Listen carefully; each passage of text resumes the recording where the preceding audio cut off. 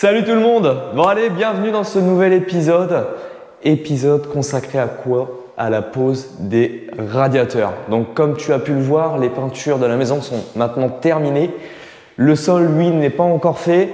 J'attaque quand même la pose des radiateurs tout de suite parce qu'on va arriver quand même dans la saison froide. Donc si jamais il faut rallumer le chauffage, autant le rallumer partout. On les protégera bien le jour de la pose de carrelage. Donc t'inquiète pas, là-dessus, il y aura zéro problème.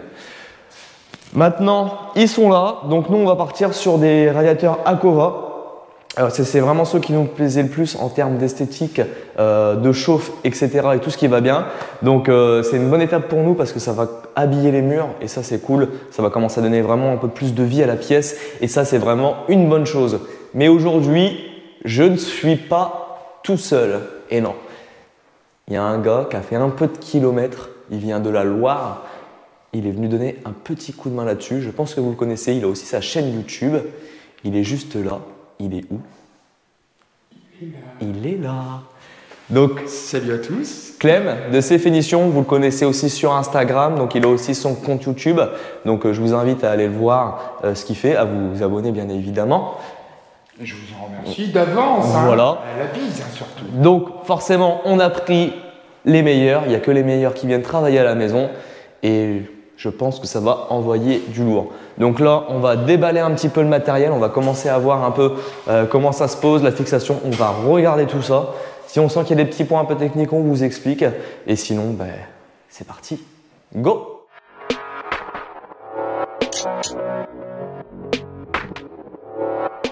Donc là, première étape, tu vois, on a déballé un radiateur pour voir un petit peu nos entraxes et de quel côté on allait partir.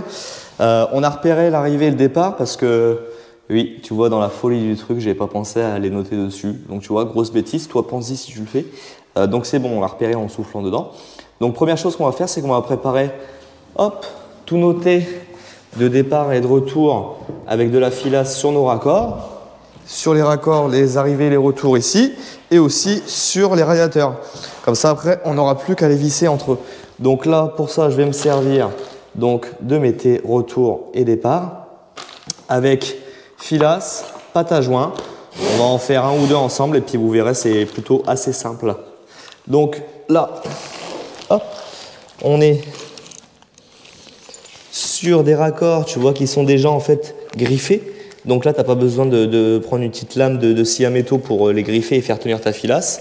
Donc tu as deux écoles, tu as ceux qui mettent déjà de la pâte à joint, ensuite la filasse et repâte à joint. Moi j'en ai parlé avec un plombier qui m'a dit en gros, si tu viens mettre ta pâte à joint en premier, tu risques de faire tourner ta filasse quand tu vas venir faire ton raccord.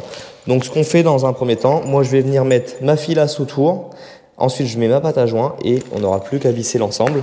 Grâce à une clé spéciale un peu pour les radiateurs, tu vois ici on a une empreinte, j'appelle ça moi une empreinte BTR. Où tu vois ici elle fait multidiamètre pour pouvoir venir la visser dans ton radiateur. Donc regarde, tu vas voir, on va faire ça.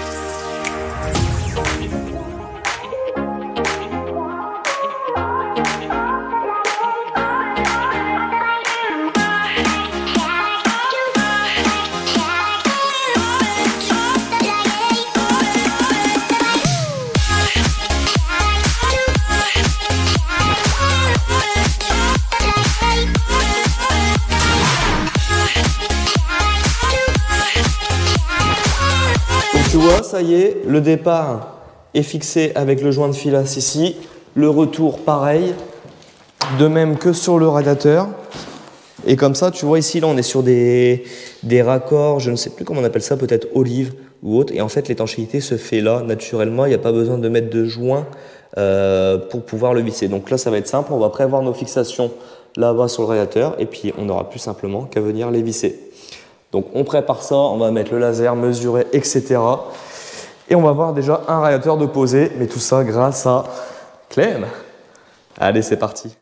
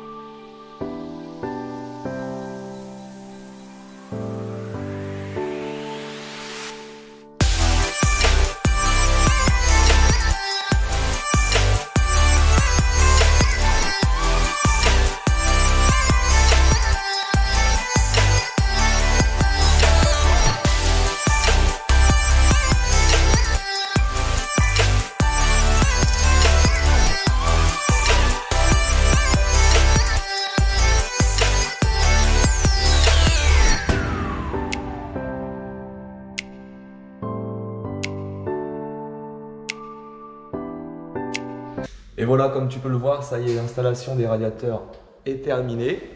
Donc, tu as pu remarquer que sur ceci, on est sur une gamme différente des radiateurs de chez Akova. Là, on est parti sur des noirs et tu vois, en façade lisse.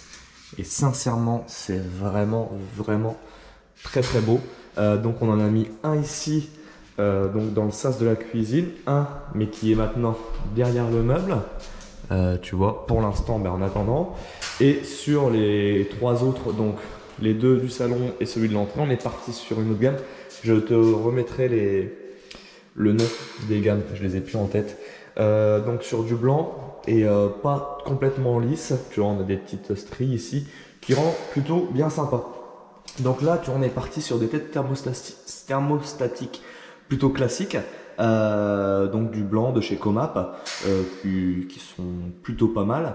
Donc comme tu peux voir ici, je m'étais un petit peu trompé sur l'anthrax de mes sorties, départ et retour de radiateur. Donc je vais devoir refaire un petit peu des retouches là. Sur le salon et la salle à manger, on est pas mal. Je n'aurais plus qu'à faire, c'est mettre des petites rosaces autour pour faire quelque chose vraiment de propre. Donc là, on est sur un radiateur qui fait 2 mètres de haut par 1 mètre de large. De même ici, donc on est vraiment sur des grands modèles, mais tu vois, ce qui est vraiment bien, c'est qu'on est sur des modèles vraiment plats, tu vois, ultra fins, et ça en fait visuellement, c'est vraiment très beau. Ça fait vraiment pas, tu sais, l'énorme radiateur qui se décroche du mur et qui prend une place folle.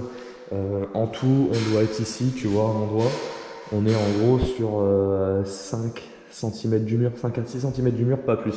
Donc ça c'est super, esthétiquement c'est vraiment joli. Sur les autres radiateurs là-haut, on est parti du coup, comme on est parti sur des beaux radiateurs, on voulait pas mettre des têtes thermostatiques classiques. Donc je t'avoue qu'on était quand même bien embêté parce que moi j'étais parti sur un raccord plutôt, tu vois, classique, comme sur tous les radiateurs, j'avais fait sortir un raccord en mâle 15-21. Sauf que les têtes thermostatiques que j'ai pris en même temps chez Akova, le problème c'est que rien n'était noté, donc je suis parti comme sur une installation classique avec une sortie en mâle 15-21.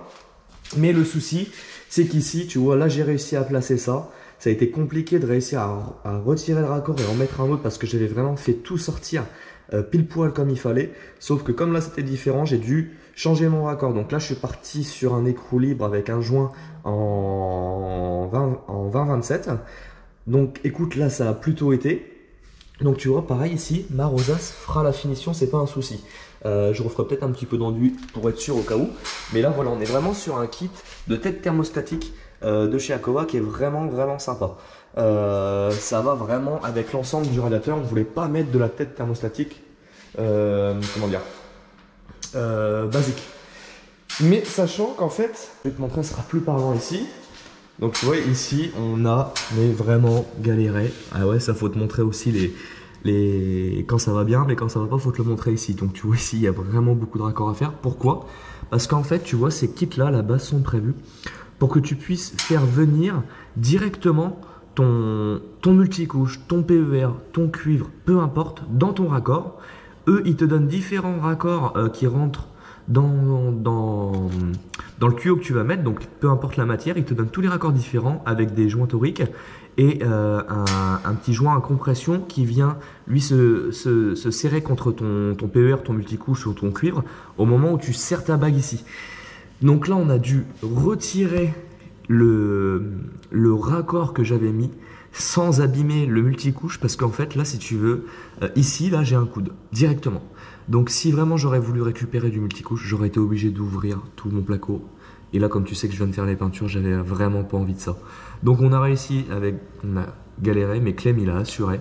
Il a réussi à me retirer le raccord sans abîmer le tuyau. Et sincèrement, je le remercie. Donc je t'ai pas filmé tout ça parce que je t'avoue que quand j'ai vu ça hier, j'étais vraiment pas content. J'étais un peu en colère parce que j'avais pas été prévenu de ça, alors que j'ai fait venir directement la personne de chez Akova chez moi. Elle savait ce que j'allais mettre et le problème c'est qu'elle m'a pas dit attention sur ces kits là, ça se passe comme ça. C'est tout, c'est des choses qui arrivent, c'est pas grave. On a réussi à résoudre le problème, il va y avoir un peu de raccord à faire. C'est embêtant mais c'est comme ça, on n'a pas le choix. Mais au moins ça c'est une bonne chose de fait. Donc tous les radiateurs sont posés. Là je viens de remettre le circuit en eau. Je voulais vérifier qu'il n'y avait pas de fuite et notamment sur celui-ci qui me faisait vraiment le plus peur. Et là c'est bon, il n'y a pas de fuite. Donc ce qu'il va falloir que je fasse maintenant, c'est que je purge tous mes radiateurs pour retirer l'air qu'il y a dans les radiateurs pour qu'ils soient vraiment tous remplis en eau. Et une fois qu'ils sont tous remplis en eau, et ben c'est bon, il n'y aura plus qu'à mettre en chauffe le jour où il faudra mettre en chauffe. Pour l'instant, comme tu vois, on a encore un peu de ciel bleu. Et ça fait plaisir. Mais voilà, je préfère mettre mes radiateurs pour éviter de se faire surprendre par le froid et devoir les installer vite fait. Donc voilà, au moins une bonne chose de faite. Donc c'est tout bon pour moi. Je ne vais pas te montrer peut-être pour purger les radiateurs, je pense que ça ne sert à rien. Donc la vidéo, l'épisode est maintenant terminé. On va pouvoir passer à la suite du projet, mais on attend encore quelques petits trucs pour pouvoir le faire. On en reparlera bien évidemment dans le prochain épisode. Sur ce, encore merci à tous de nous suivre. Encore merci à vous d'être nombreux à nous suivre, à liker, à vous abonner. Vous êtes vraiment géniaux. Merci à tous pour vos commentaires qui sont la plupart du temps à 98%, 99% de bons commentaires, de belles choses, de belles paroles ou même de conseils. Et ça, c'est juste génial. Donc, je vous remercie et je vous dis à la prochaine dans le prochain épisode. Ciao!